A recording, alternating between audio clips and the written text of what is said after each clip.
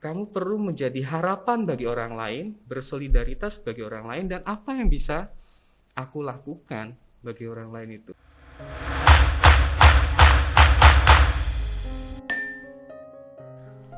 Halo Sobat Muda Katolik, kembali lagi bersama saya Excel di sini di konten kesayangan Anda, podcast Prapaskah. Hari ini saya akan membawakan tema tentang pengharapan. Oh ya teman-teman, nggak lupa juga di sebelah saya ini udah ada narasumber loh. Mungkin Frater bisa say hello ke teman-teman. Halo teman-teman, teman-teman muda yang baik, yang luar biasa, yang penuh semangat, penuh gairah ini. Salam kenal, saya Frater Hari Kristanto. Biasanya ya teman-teman pada panggil saya ya Frater gitu ya. Atau kalau yang sudah sesama Frater manggilnya Hari. Hari itu. Ya. Harry Potter mau? Bukan ya? Ya hari Selasa ya. Hari Selasa. Waduh, banyak sekali. Oke. Frater, saya tuh mau sharing pengalaman Frater sebenarnya.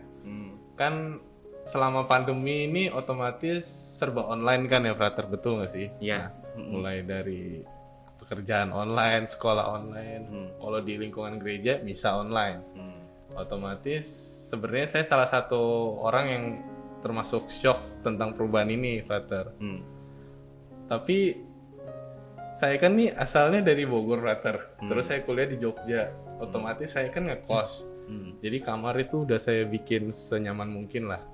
Jadi saya bisa males-malesan di sana, bisa tidur-tiduran di sana. Jebret, pandemi datang, misa online lah. Nah, terus saya ngeliat teman-teman saya pada misa online, kayaknya seru gitu kan. Awalnya saya nggak mau misa online, cuman saya cobain aja lah misa online gitu kan. Begitu misa online, saya siapin tuh altar mau. Terus ada patung Bunda Maria, salib, lilin 2 biji, rosario. Wah. Udah bagus kan Frater ya? Nah, tapi kok saya ngerasa pas selama misa berlangsung tuh kok kayak kurang serak gitu loh. Terus lama-lama saya bosen, tiba-tiba tidur lah, main HP gitu, nggak kusuk gitu loh. Terus selama misa online tuh saya mikir kan, terus apa bedanya saya berdoa secara pribadi gitu? Soalnya saya ngerasa aneh aja, saya misa tapi depan saya tuh monitor gitu kan, jadi aneh kan ya Frater ya? Nah menurut Frater gimana tuh? Ya. Wah, saya saja di kamar saya nggak ada tuh altar lilin. Kamu malah lebih luar biasa sebenarnya Sel. Itu ya niat banget ya. Orangnya tapi nggak ada akhlak. Iya, memang dunia berubah ya, dan memang harus berubah dong. Karena ini memang tuntutan zaman, dan juga tuntutan untuk saling menjaga satu sama lain. Entah menjaga kesehatan ataupun menjaga keselamatan. Ini tentang hidup juga ya. Bahwa pandemi ini real dan memang harus ditanggapi dengan perubahan-perubahan. Perubahan yang paling terasa itu memang online, tapi nggak hanya itu loh ya. Termasuk misalnya dalam hal-hal yang sederhana sekalipun. Kayak ini sekarang nih, mana pernah kita tuh ngobrol pakai masker gitu kan. Oh iya bener ya. Harus jaga jarak, ya toh. Itu pun adalah suatu perubahan. Yang bagi kita mungkin simple, tapi mungkin bagi beberapa orang itu bisa saja sulit ya. Misalnya lagi tentang relasi, kalau kita ngomong tentang relasi, nggak bisa salaman juga tuh sekarang dah. Kemana-mana kalau kita ketemu ya paling saling sapa kayak gini begitu ya. Atau kalau mau agak nakal dikit ya senggol sikut begitu ya. Gitu. Ada perubahan-perubahan dan online itu salah satunya. Dan ternyata efek juga dari perubahan untuk pakai online ini sampai kepada ibadat, sampai pada bagaimana kita menjalani misa mingguan ya. Oh ya Frater, ngomongin soal tema pengharapan. Kan pengharapan itu kalau bahasa kasarannya ya Frater ya. Kalau aku bilang tuh di mana ada suatu kondisi kita tuh diberi kesempatan untuk memperbaiki hal buruk menjadi hal baik. Benar gak sih Frater? Ya kira-kira begitu ya, itu salah satunya. Terus menurut Frater, kira-kira di masa pandemi gini kita tuh bisa bersender pada apa gitu loh, Frater. Soalnya jujur aja di tahun-tahun ini tuh sebenarnya merupakan tahun yang suram menurut aku. Suram tuh karena apa? Kita tuh ekonomi terguncang, nyawa juga direnggut, kesehatan mulai terganggu. Kan jadinya kita kayak ngerasa apa ya? Kita harus punya suatu pegangan gitu loh, Frater. Jadi biar semangat kan. Nah, mungkin Frater bisa kasih tahu ke teman-teman yang di rumah, biar teman-teman di rumah bisa bangkitin semangat Ignatiannya lagi, Frater. Sebenarnya harapan itu menjadi tema yang sangat penting begitu ya. Untuk pertama-tama kita refleksikan secara pribadi. Saya nggak bisa menawarkan bagaimana tips-tips atau 10 triks untuk mengembangkan harapan. Saya tidak punya kemampuan itu. Tapi saya hanya bisa mengajak, ayo kita bersama-sama pertama-tama merefleksikan, refleksi diri. Apa sih yang saat ini sedang aku alami? Itu pertama, itu yang pertama. Aku sekarang ini sedang mengalami apa toh? Gimana sih rasa perasaanku saat ini toh?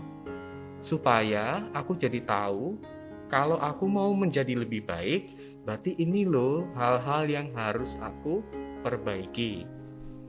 Lalu yang kedua, mungkin mulai bertanya pada diri sendiri juga, apa yang kemudian bisa aku lakukan saat ini ataupun nanti di masa mendatang.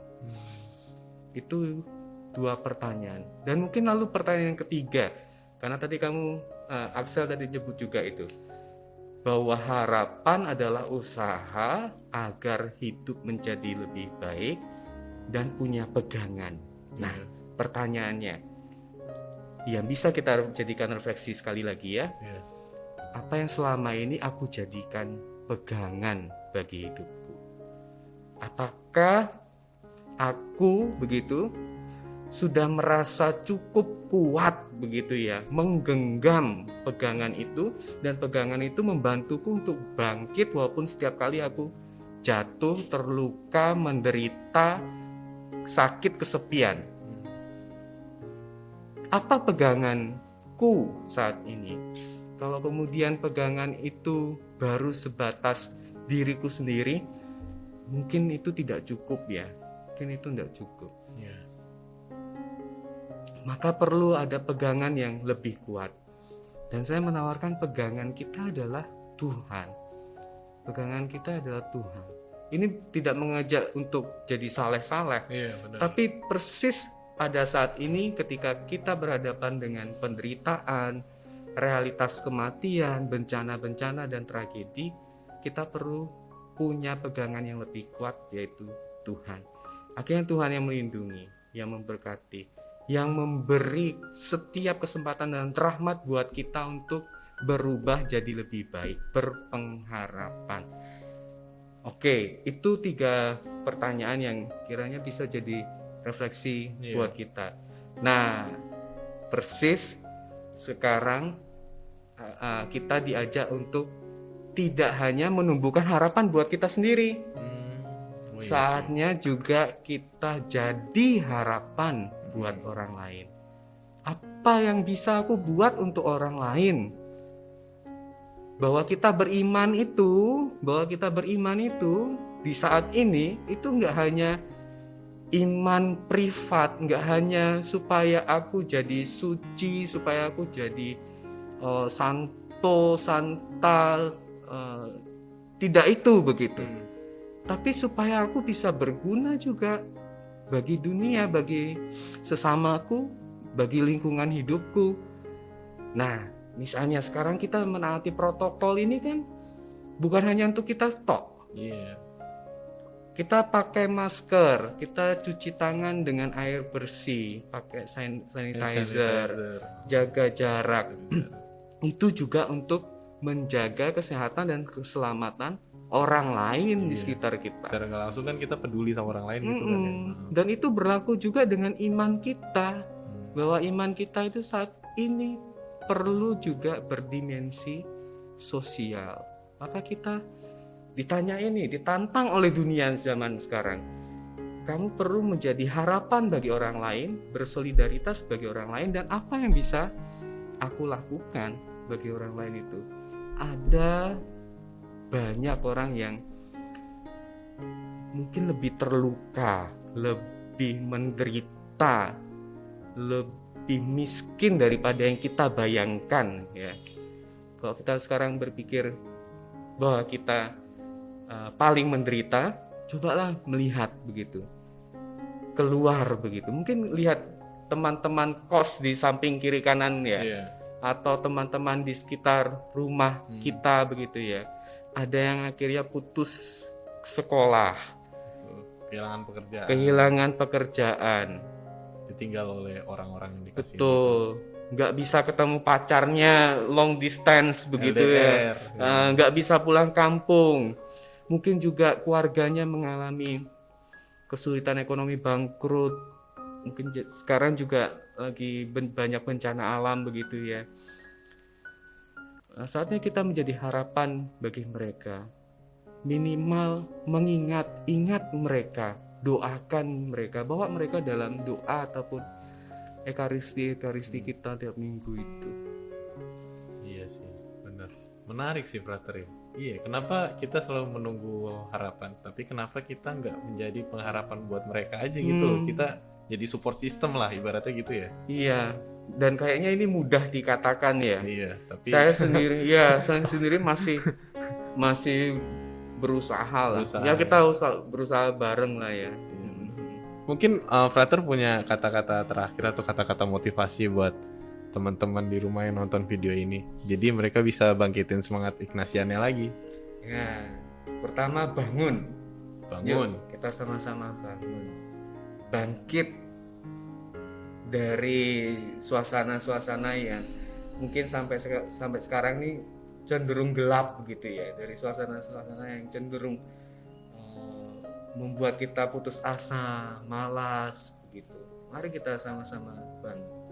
Lalu yang kedua, mari kita sama-sama berusaha mulai berpikir bagaimana sih aku bisa jadi harapan juga bagi orang lain gitu.